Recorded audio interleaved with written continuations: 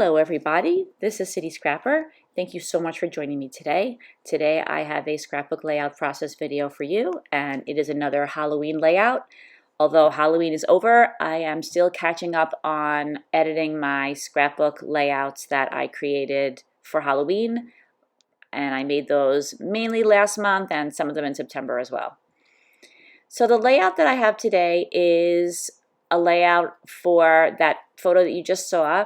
And like many of the photos that I've been scrapbooking recently, for Halloween, it's from Salem, Massachusetts.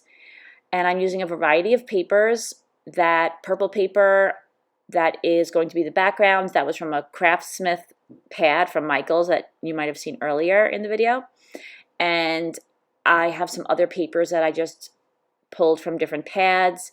Not sure what the manufacturer of that one is, but it looked like a clown print to me. I just felt that it went well with the clown theme, so I wanted to include that one. I like that it was black and white.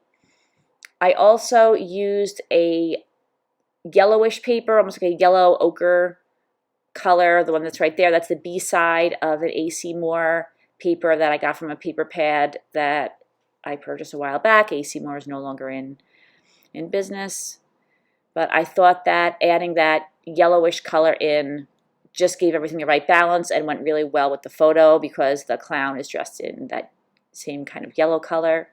And the smallest orange circle and also that square that I'm about to mat my picture on, those are both from the Tim Holtz Abandoned collection. I have an 8x8 paper pad that I picked up on sale at Michaels either last year or maybe the year before. And that's the pad right there. I'm flipping through it. It's a super cool pad to use for Halloween. Lots of different distressed looking papers in there. And then I picked out this one. I like the touch of blue and the bright purple in that one, so I decided I would mat my photo again on that paper. And now that I have my photo and my background already, I am thinking of what to do for embellishments. I found these bat embellishments in my stash. I picked those up at Michaels a couple of years ago, and I saw them when their Halloween line first came out, and I really liked them a lot. And if you shop at Michaels, you might know things are not on sale, but I picked up one pack anyway. That's how much I like them. And then as they started putting things on sale, I bought more of them, although they didn't have too many. And I went around to a bunch of different Michaels stores and I didn't see too many of them, but I did buy whatever I saw, and I'm really happy to have them in my stash. They're super cool, and they even have a little bit of sparkle in them. And there's all different ones. You can see many of them are a little bit different, so I'm just arranging them around the circle. And now I'm looking for some other things that I can include. I'm just going through all my Halloween embellishments. But I did decide to take a moment and cut some fun foam and mount it to the back of the photo mat. And this will help make the photo the most prominent or noticeable thing on the layout.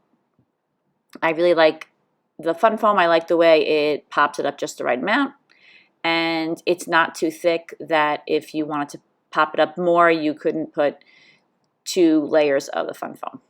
So I like to use ATG adhesive to mount my photo when there's fun foam on the back of it. And now I'm just using that Tim Holtz distress tool once again to distress the edges of the mat, of the photo mat, and using my fingers to bend it back even more to make it even more distressed. So now I'm going through this Tim Holtz pack of ephemera. I probably picked that up from Michaels on sale at the end of the season. And just looking for things that match the color and fit in that spot. And I do spend quite a bit of time going through a bunch of different packs, different ephemera packs and chipboard packs that I happen to have. I was thinking at first I could use those tiles that say Boo as my title, but I started thinking about it, and I have so many layouts that are called Spooky or something with Spooky and Boo or Eek, And after a while, it gets a little hard to think of new titles. I don't mind if the title isn't super deep, but I don't want all of them to be the same. You know, for any of these layouts, you could say eek or boo, but I like this word frightful, and it was already in this Thickers title pack that is Halloween themed. So I thought that was perfect. And then I decided to straighten out my photo. I decided I didn't want it on an angle, and then I had to reposition all those letters so they would sit in the center right above my photo, you know, resting against the circle. Now I'm using some Tim Holtz Distress Oxides to color those tickets, and I'm also using it to add a little color to that little bug there. And I'm finding some other chipboard pieces that I think are good matches for the layout. I like that clock. And then there's that piece of chipboard on the bottom that says for skill and amusement only, and just seemed to work there.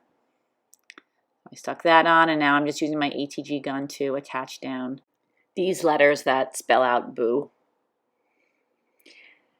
So getting back to the photo, this photo is of, as you can see, a little tiny clown. And even though he's really tiny, I don't think that kept him from being very creepy and scary.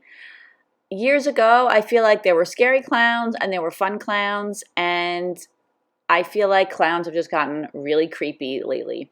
My students, I'm a teacher of elementary school, and when kids hear the word clown, they don't think of like a birthday party clown. They think of the scary clowns.